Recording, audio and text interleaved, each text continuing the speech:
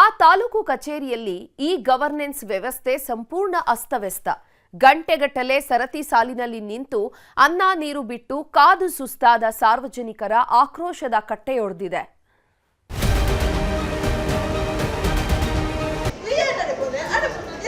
ಈ ವ್ಯವಸ್ಥೆಯಲ್ಲಿ ಏನಂದ್ರೆ ಅವರಿಗೆ ಪ್ರೊವೈಡ್ ಮಾಡಲಿಕ್ಕೆ ಒಂದು ಸರ್ವರ್ಸ್ ಪ್ರಾಬ್ಲಮ್ಸ್. ಇದು ದಕ್ಷಿಣ ಕನ್ನಡ ಜಿಲ್ಲೆಯ ಮಂಗಳೂರಿನ ತಾಲೂಕು ಕಚೇರಿ. ಜನಸೇವೆ ಸರಳವಾಗಬೇಕಿದ್ದ ಜಾಗದಲ್ಲೇ ಜನರ ಪರದಾಟ ಶುರುವಾಗಿದೆ. ಕಳೆದ 3-4 ದಿನಗಳಿಂದ ಸರ್ವರ್ ಡೌನ್, ನೆಟ್ವರ್ಕ್ ಸಮಸ್ಯೆ, ಕಂಪ್ಯೂಟರ್ ತೊಂದರೆ ಜೊತೆಗೆ ಸಿಬ್ಬಂದಿ ಕೊರತೆ ಪರಿಣಾಮ ಈ ಆಫೀಸ್ನಲ್ಲಿ ಸಾವಿರಾರು ಕಡತಗಳು ವಿಲೇವಾರಿಯಾಗದೆ ಬಾಕಿ ಉಳಿದಿವೆ.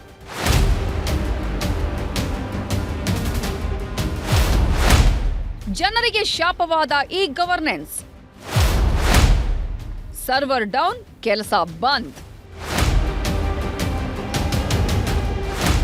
ವೇಗದ ಸೇವೆ, ಕಾಗದರಹಿತ ಆಡಳಿತ ಹಾಗೂ ಪಾರದರ್ಶಕತೆಗಾಗಿ ಸರ್ಕಾರ ಜಾರಿಗೆ ತಂದ ಈ ಗವರ್ನೆನ್ಸ್ ವ್ಯವಸ್ಥೆ ಮಂಗಳೂರಿನ ಜನರಿಗೆ ಶಾಪವಾಗಿ ಪರಿಣಮಿಸಿದೆ.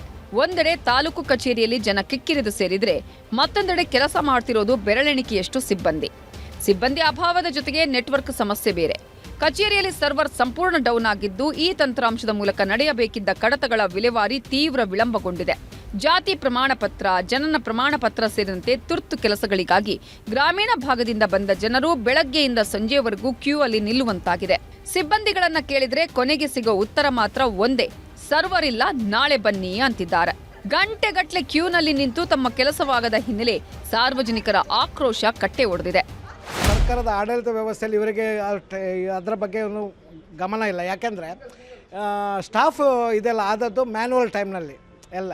ಅವರಿಗೆ ಟ್ರೈನಿಂಗ್ ಇಲ್ಲ, ಸ್ಟಾಫ್ ಸೆಲೆಕ್ಷನ್ಸ್ ಇಲ್ಲ. ಇಂಥದ್ದೆಲ್ಲ ವ್ಯವಸ್ಥೆಯಲ್ಲಿ ಇರುವಾಗ ನಮಗೆ ಬೇಸಿಕ್ಕಾಗಿ ಬೇಕಾಗಿರೋದೇನೆಂದರೆ ಇಲ್ಲಿಗೆ ಇನ್ಫ್ರಾಸ್ಟ್ರಕ್ಚರ್ನಲ್ಲಿ ಬೇಕಾಗಿರೋದಂದರೆ ಸರ್ವರ್ಸ್ ಮತ್ತು ಅವರಿಗೆ ಟ್ರೈನಿಂಗ್. ಇದೆಲ್ಲ ಮಾಡ್ತಿದ್ರೆ ನಮ್ಮ ಆಡಳಿತ ಇದಾಗ್ಬೋದು. ಎಷ್ಟೋ ಜನ ನೋಡ್ತಾ ಇದ್ದೀರಿ, ಇಲ್ಲಿ ಸರ್ವರ್ ಇಲ್ಲ, ಅದಿಲ್ಲ, ಸ್ಟಾಫ್ ಇಲ್ಲ, ಅದಿಲ್ಲ ಅಂತ ಹೇಳ್ಕೊಂಡು ವಾಪಸ್ ಹೋಗೋದು ಹೇಳ್ತಾ ಇದ್ದಾರೆ. ದಿನವೂ ತಾಲೂಕು ಕಚೇರಿಗೆ ಅಲೆದಾಡ್ತಿರೋ ಸಾರ್ವಜನಿಕರು ಅಧಿಕಾರಿಗಳ ವಿರುದ್ಧ ಆಕ್ರೋಶ ಹೊರಹಾಕಿದ್ದಾರೆ. ಈ ಗವರ್ನೆನ್ಸ್ ಮೂಲಕ ಜನರಿಗೆ ವೇಗದ ಸೇವೆ ನೀಡಬೇಕು ಅಂತ ಸರ್ಕಾರ ಹೇಳ್ತಿದೆ. ಆದರೆ ಸರ್ವರ್, ಸಿಬ್ಬಂದಿ ಹಾಗೂ ತಾಂತ್ರಿಕ ಸಮಸ್ಯೆಗಳಿಂದ ಜನರ ಗೋಳು ಮಾತ್ರ ತಪ್ಪಿಲ್ಲ.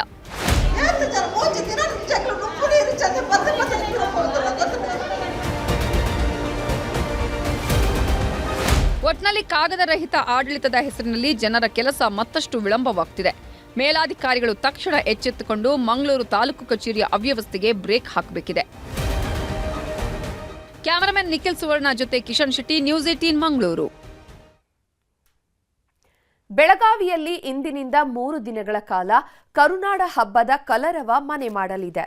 ಒಂದೇ ವೇದಿಕೆಯಲ್ಲಿ 10 ಕಾರ್ಯಕ್ರಮಗಳು ಏರ್ಪಡಲಿದ್ದು ಬೆಳಗಾವಿ ಜನರನ್ನ ಮನಸೂರೆಗೊಳಿಸಲಿದೆ.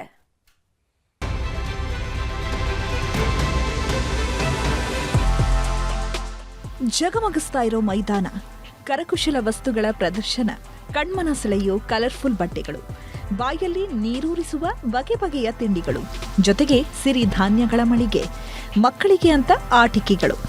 ಚಿಕ್ಕವರಿಂದ ಹಿಡಿದು ದೊಡ್ಡವರ ತನಕ ಒಂದೇ ಸೂರಿನಡಿ ಮನರಂಜನೆಯ ಮಹಾಪೂರವೇ ಸಿಕ್ತಿದೆ. ಬೆಳಗಾವಿಯಲ್ಲಿ ಇಂದಿನಿಂದ ಆರಂಭವಾಗಿರೋ ನ್ಯೂಸ್ 18 ಕನ್ನಡದ ಕರುನಾಡ ಹಬ್ಬ ಬೆಳಗಾವಿ ಜನರನ್ನ ಕೈಬೀಸಿ ಕರೀತಾ ಇದೆ. ಶ್ರೀನಗರ ಡಬಲ್ ರಸ್ತೆಯ ವಂಟಮೂರಿ ಆಟದ ಮೈದಾನದಲ್ಲಿ ಕರುನಾಡ ಹಬ್ಬ ಆಯೋಜನೆ ಮಾಡಲಾಗಿದೆ. ಈ ಕಾರ್ಯಕ್ರಮಕ್ಕೆ ಗಣ್ಯಾತಿ ಗಣ್ಯರು ಆಗಮಿಸಿ ದೀಪ ಬೆಳಗುವ ಮೂಲಕ ಕಾರ್ಯಕ್ರಮಕ್ಕೆ ಚಾಲನೆ ನೀಡಿದ್ರು. ಮೊದಲ ದಿನವಾದ ಇಂದು ಭರತನಾಟ್ಯ ಪ್ರದರ್ಶನ, ಜಾನಪದ ನೃತ್ಯ ಪ್ರದರ್ಶನ ಹಾಗೂ ಲೈವ್ ಕರೋಕೆ ಸಂಗೀತ ಕಾರ್ಯಕ್ರಮ ನಡೆಯಿತು. ಈ ವೇಳೆ ಖ್ಯಾತ ಗಾಯಕರಾದ ಸುಹೇಲ್, ರೇವಣಸಿದ್ದ, ಮಾಲು, ಅಕ್ಷಯ ಸೇರಿದಂತೆ ಹಲವು ಸಂಗೀತದ ಸುದೆ ಹರಿಸಿದ್ರು.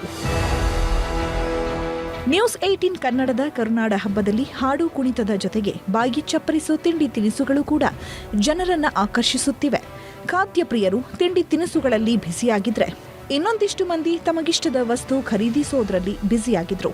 ಮಕ್ಕಳಿಗೆಂದೇ ಒಂದೇ ಸೂರಿನಲ್ಲಿ 10ಕ್ಕೂ ಹೆಚ್ಚು ಬಗೆಯ ಆಟಗಳನ್ನು ಏರ್ಪಡಿಸಲಾಗಿತ್ತು. ಇನ್ನೂ 2 ದಿನಗಳ ಕಾಲ ಕರುನಾಡ ಹಬ್ಬ ನಡೆಯಲಿದ್ದು ಬೆಳಗಾವಿ ಮಂದಿ ಮಿಸ್ ಮಾಡ್ಕೋಬೇಡಿ. ಚಂದ್ರಕಾಂತ್ ಸುಗಂಧಿ, ನ್ಯೂಸ್ 18 ಬೆಳಗಾವಿ.